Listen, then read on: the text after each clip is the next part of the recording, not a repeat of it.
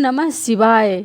जिस प्रकार इस ब्रह्मांड का ना कोई अंत है और ना ही कोई शुरुआत, उसी प्रकार संपूर्ण ब्रह्मांड शिव के अंदर समाया हुआ है। तो नमस्कार दोस्तों, आप सबों का मेरे YouTube चैनल जय श्री राम पर स्वागत है।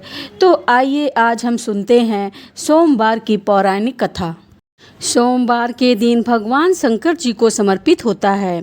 बाबा भोलेनाथ के आशीर्वाद के लिए आप भी सोमवार का व्रत कर रहे हैं तो शिव व्रत कथा को पढ़कर या सुनकर इस उपवास को पूरा करें।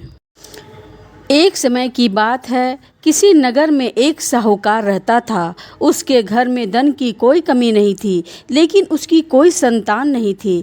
इस कारण वह बहुत ही दुखी रहता था।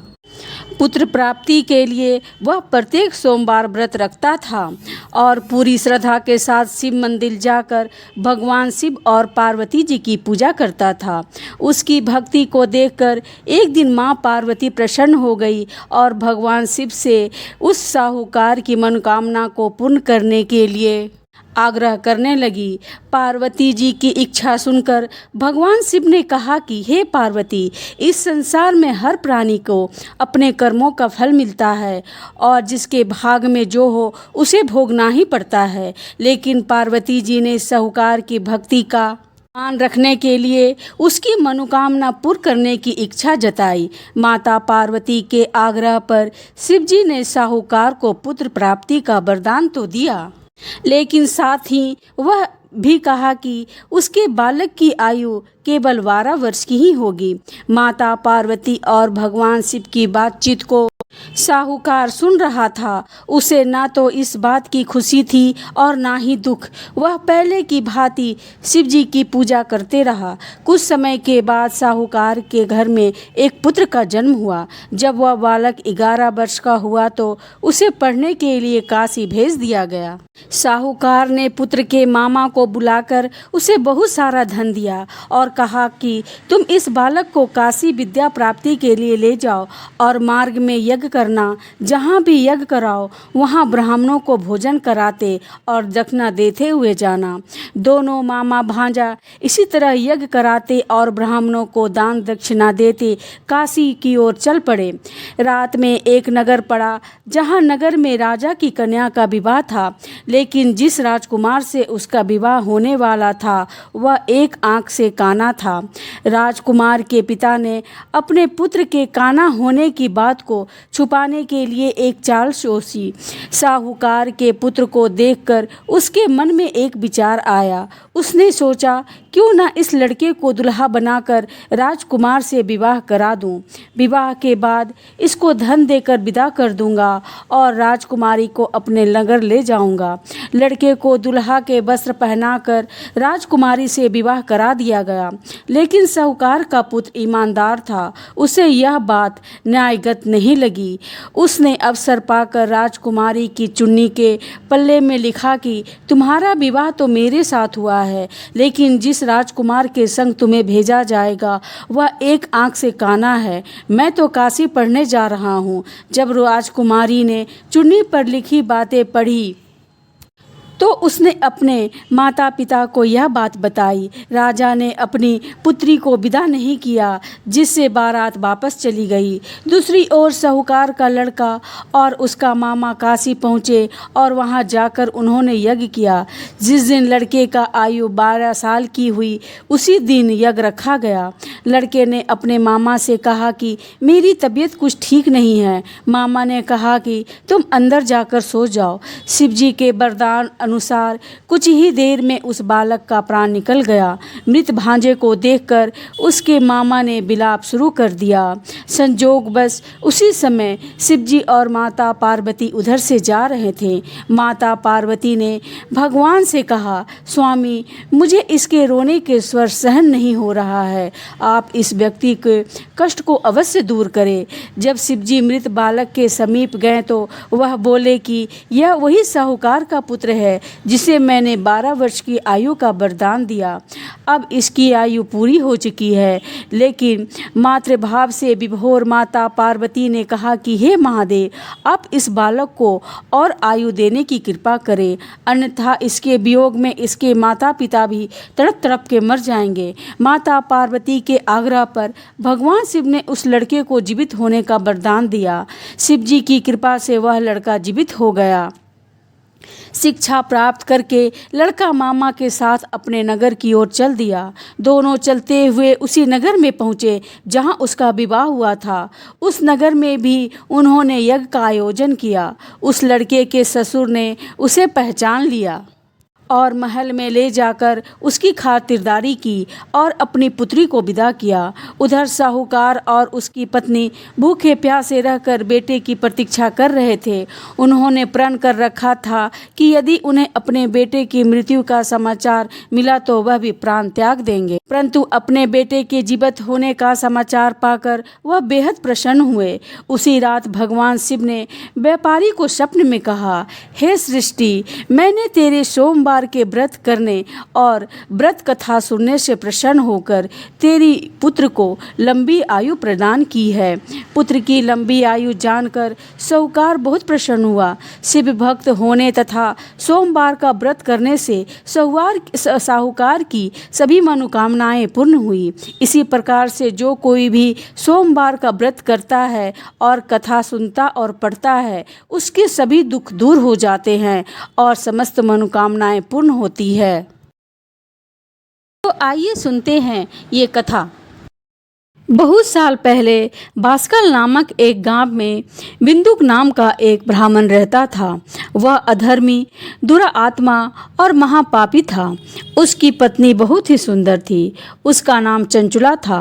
वह सदा उत्तम धर्म का पालन करती थी, परंतु बिंदुक वेश्यागामी था।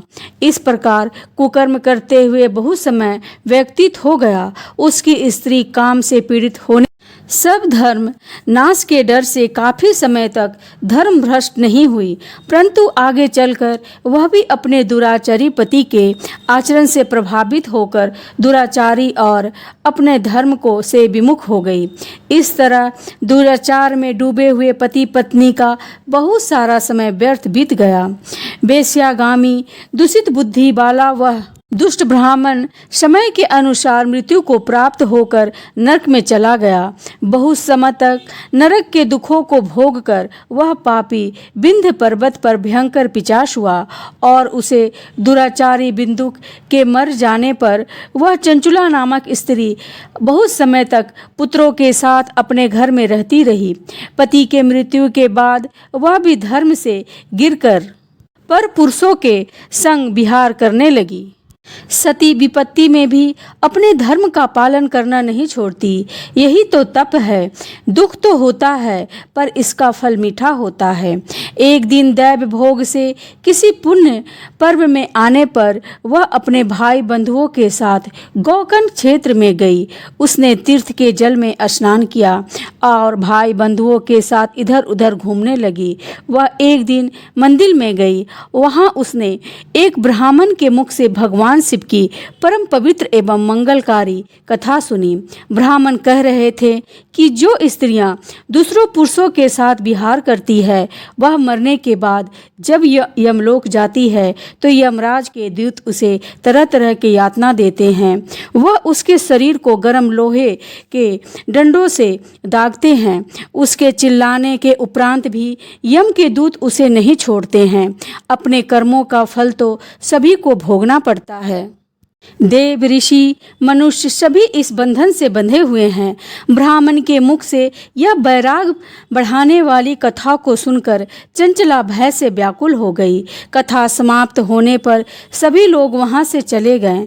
तब कथा कहने वाले ब्राह्मण देवदास से चंचला कहा कि हे ब्राह्मण, धर्म को ना जानने के कारण मुझसे बहुत बड़ा पाप हुआ है। ब्राह्मण देवता, मेरे ऊपर कृपा करें, मेरा उद्धार कीजिए। आपका प्रवचन को सुनकर मुझे इस संसार से वैराग्य हो गया है। मुझे पापनी पर धिक्कार है। मैं निंदा के योग्य हूँ। मैं बुरे विषयों में फंसकर अपने धर्म का से विमुख हो गई थी। जब यमदूत मेरे गले में फंदा डालकर ले जाएंगे और नरक में मेरे शरीर को टुकड़े करेंगे, तब मैं कैसे उन पर यातनाओं को सहन करूँगी। मैं सब प्रकार से नष्ट हो गई हूँ। आज तक मैं हर तरह के पाप में डूबी रही। हे ब्राह्मण, आप मेरे गुरु हैं, आप ही मेरे माता पिता हैं। मैं आपकी शरण में आई हूँ। मुझ अबला का अब आप ही उद्धार कीजिए। इस प्रकार विलाप करती हुई चंचुला ब्राह्मण देव की चरणों में गिर पड़ी। तब ब्राह्मण ने उसे कृपा पूर्वक उठाया और इस प्रकार कहा, नारी, तुम सौभाग्यशाली हो जो भगवान शंकर की कृपा से तुमने वैराग्यपूर्ण कथा को सुनी है और कथा को सुनकर समय से अपनी गलती का एहसास कर लिया है। तुम डरो मत और भगवान शिव की शरण में आओ। उनके परम कृपा से तुम्हारे सारे पाप नष्ट हो जाएंगे। मैं तुम्हें भगवान शिव की कथा सहित वह मार्ग बताऊंगा जिसके द्वारा तुम्हें सुख देने वाली उत्तम गति प्राप्त होगी। भगवान शिव की कथा सुनने से तुम्हारी बुद्धि शुद्ध हो जाएगी और तुम्हें पश्चाताप हुआ है तथा मन में वैराग उत्पन्न हुआ है। पश्चाताप ही पाप करने वाले पापियों के लिए सबसे बड़ा प्रायश्चित है। जो मनुष्य अपने कुकर्म के लिए प्रायश्चित नहीं करता वह उत्तम गति प्राप्त नहीं करता, परंतु जिसे अपने गलतियों पर पश्चाताप होता है वह अवश्य ही उत्तम गति का भागीदार होता है। इसमें कोई शक नहीं है। इस कथा का स्मरण सभी मनुष्य के लिए कल्याणकारी है, अतः इसकी आराधना और सेवा करनी चाहिए। हे ब्राह्मण पत्नी, तुम अन्य विषयों से अपने मन को हटा करके भगवान शंकर की इस पावन कथा को सुनो। इससे तुम्हारी चित्त की शुद्धि होगी और तुम्हें मोक्ष की प्राप्ति होगी। जो मनुष्य निर्मल हृदय से भगवान शिव का चिंतन करता है उसकी एक ही जन्म में मुक्ति हो जाती है। यह कहकर वो ब्राह्मण चुप हो गए। उनका हृदय करुणा से भर गया और वह ध्यान में मग्न हो गए। ब्राह्मण का यह आदेश सुनकर चंचला के नेत्रों में आनंद के आंसू झलक उठे। वह हर्ष और हृदय से ब्राह्मण देवता के चरणों में गिर गई और हाथ जोड़कर बोली कि मैं कृतार्थ हो गई हूँ। हे ब्राह्मण, शिव भक्तों में श्रेष्ठ आप धन्य हैं। आप परमात्मदर्शी हैं और सदा परोपकार में लगे रहते हैं। साधु, मैं नरक की समुद्र में गिर रही हूँ, कृपा करके मेरे उद्धार कीजिए। जिस पौराणिक और अमृत के समान कथा की बात आप कही है उसे सुनकर ही मेरे मन में वैराग उत्पन्न हुआ है। उस अमृतमयी कथा को सुनने के लिए मेरे मन में बड़ी श्रद्धा हो रही है। कृपया आप मुझे उसे सुनाइए। कथा सुनने की इच्छा मन में लिए हुए चंचला उस वहीं रहने लगी। उस गोकर्ण नामक महाक्षेत्र में उन ब्राह्मण देवता के मुख से चंचला भगवान शिव भक्ति के ज्ञान और वैराग्य बढ़ाने वाले और मुक्ति देने वाले परम उत्तम कथा सुनकर कृतार्थ हुई। उनका चित्त शुद्ध हो गया। वह अपने हृदय से शिव की स्मरण करती थी। उसके बाद अपना समय पूर्ण होने पर चंचला ने बिना किसी कष्ट के अपना शरीर त्याग दिया। उसे लेने के लिए एक दिव्य विमान वहां पहुंचा। ये विमान शोभा साधन से सजा हुआ और शिव गणों से सुशोभित था। चंचला विमान से शिवपुरी पहुंची। उसके सारे पाप धुल गए। वह दिव्य रूप धारिणी दिव्यांगना हो गई थी। वह गौरागी देवी मस्तक पर अर्धचंद्र का मुकुट और अन्य दिव्य आभूषण पहने शिवपुरी में पहुंची। वहां उसने सनातन देवता श्री नेत्रधारी शिव को देखा। सभी देवता उसकी सेवा में भाव में लगे हुए थे। वहाँ महादेव जी की कांति कपूर के समान थी। उनके साथ देवी गौरी विराजमान थी जो विद्युत कुंज के समान प्रकाशित हो रही थी। महादेव के शरीर पर श्वेत वस्त्र थे तथा शरीर श्वेत भस्म से युक्त था। इस प्रकार भगवान शिव के उज्जवल रूप को दर्शन पा करके चंचला बहुत प्रसन्न हुई। उसने भगवान को बारंबार प्रणाम किया और हाथ जोड़कर प्रेम आनंद और संतोष से युक्त होकर खड़ी हो गई। उसके नेत्रों से आनंद के आंसू की धारा बहने लगी। भगवान शंकर और भगवती गौरी उमा ने चंचला को देखकर अपने पास बुलाया और गौरी उमा ने उसे अपना सखी बना लिया। चंचला सुखपूर्वक शिव के धाम में उमा देवी की सखी के रूप में निवास करने लगी। एक दिन चंचला आनंद में मगन हो उमा देवी के पास गई और दोनों हाथ जोड़कर उनकी स्तुति करने लगी। स्कंद माता उमा, आप सभी मनुष्यों एवं देवताओं द्वारा समस्त सुखों को देने वाली हैं। आप शंभु प्रिय हैं, आप ही सगुणा और निर्गुणा हैं। हे सच्चिदानंद स्वरूपा, आप ही प्राकृतिक की पोषक हैं। हे माता, आप ही संसार की सृष्टि, पालन और संहार करने वाली हैं। इस प्रकार चंचला देवी की स्तुति कर शांत हो गई। उसकी आंखों में प्रेम के आंसू उभर आए। तब शंकर प्रिय उमा देवी ने बड़ी प्रेम से चंचला को चुप कराते हुए कहा कि सखी चंचला, मैं तुम्हारी स्तुति से प्रसन्न हूँ, बोलो क्या वर मांगती हो। तब चंचला बोली, हे गौरी राजकुमारी, मेरे पति बिंदुक इस समय कहाँ हैं? उनकी स्थिति कैसी है? कृपया आप बताइए और कुछ उपाय कीजिए ताकि हम फिर से उनसे मिल सके। महादेवी, मेरी पति एक क्षुद्र जाति की वेश्या के प्रति मोहित थे और पाप में ही डूबे रहते थे। गिरजा बोली, बेटी, तुम्हारा पति बिंदुक पापी था, उसका अंत बड़ा भयानक हुआ। वेश्या का उपभोग करने के कारण वह मूर्ख नरक में अनेकों वर्षों तक अनेक प्रकार के दुख भोग कर अब शेष पाप को भोगने के लिए विंध्य पर्वत पर पिशाच की योनि में रह रहा है और वह दुष्ट वायु पीकर रह रहा है और सभी प्रकार के कष्ट सह रहा है। गौरी देवी की यह बात सुनकर चंचला अत्यंत दुखी हो गई। फिर मन को किसी तरह स्थिर करते हुए दुखी मन से माँ गौरी से उसने एक बार फिर पूछा, हे महादेवी, मुझ पर कृपा कीजिए और मेरे पापी पति का अब उद्धार कीजिए। कृपया करके मुझे यह उपाय बताइए जिससे मेरे पति को उत्तम गति प्राप्त हो सके। गौरी देवी ने कहा, यदि तुम्हारा पति भगवान शिव की पूर्णमयी उत्तम कथा सुने तो वह इस दुर्गति को पार करके उत्तम गति का भागी हो सकता है। अमृत के समान मधुर गौरी की ये वचन सुनकर चंचला ने दोनों हाथ जोड़कर मस्तक झुकाकर उन्हें बारंबार प्रणाम किया और प्रार्थना की कि मेरे पति को भगवान शिव की कथा सुनाने की व्यवस्था कीजिए। ब्राह्मण पत्नी चंचला के बार बार प्रार्थना करने पर शिव प्रिय गौरी देवी ने भगवान शिव की महिमा का गुणगान करने के लिए गंधर्व राज को बुलाकर कहा कि तुम मेरी इस सखी को साथ विंध्य पर्वत पर ले जाओ, वहाँ एक भयानक पिशाच रहता है। पूर्व जन्म में वह पिशाच बिंदुक नामक ब्राह्मण मेरी इस सखी चंचला का पति था। वह वेश्यागामी हो गया था। वह सभी अच्छे कर्मों को छोड़कर अपवित्र रहने लगा। क्रोध के कारण उसकी बुद्धि भ्रष्ट हो गई थी। दुर्जनों से उसकी मित्रता तथा सज्जनों से उसका दोष बढ़ गया था। वह अस्त्र शस्त्र से हिंसा करता और लोगों को सताता और उनके घरों में आग लगा देता था। चंडाल से दोस्ती करता और रोज वेश्या के पास जाता था। पत्नी को त्याग कर दुष्ट लोगों से दोस्ती कर उसके साथ ही रहता था। वह मृत्यु तक दुराचार में फंसा रहा। मृत्यु के बाद उसे पापियों के भोग स्थान यमपुरी में ले जाया गया। वहाँ घोर नरकों को सहकर इस समय वह विंध्य पर्वत पर पिशाच बनकर रह रहा है और पापों का फल भोग रहा है। तुम उसके सामने परम पुण्यमयी पापों का नाश करने वाला भगवान शिव की कथा का प्रवचन करो।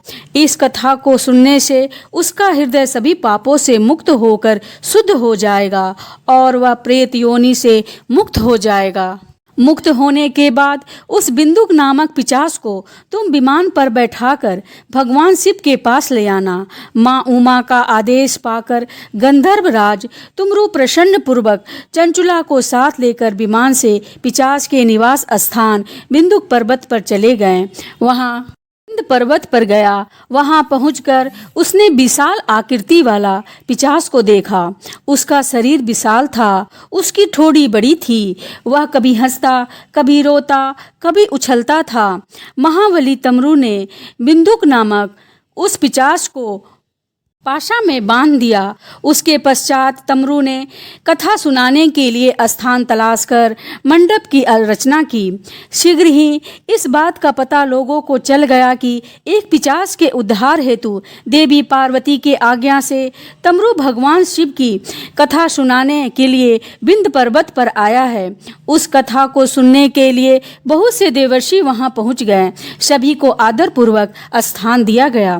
पिशाच बिंदुक को पासों में बांधकर आसन पर बैठाया गया और तब तमरू ने परम उत्तम भगवान शिव की अमृत कथा का गुणगान शुरू किया, जिसे सुनकर सभी देवर्षि कृतार्थ हो गए।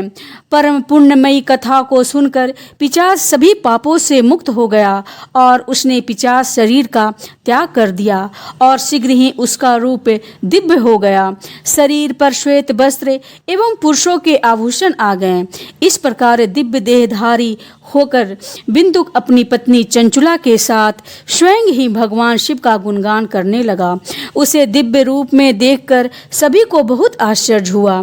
सभी भगवान महेश्वर के अद्भुत चरित्र को सुनकर कृतार्थ हो गए और उनका यशोगान करते हुए अपने अपने धाम को चले गए। बिंदुक अपनी पत्नी चंचुला के साथ विमान में बैठकर शिवपुरी की ओर चल दिया।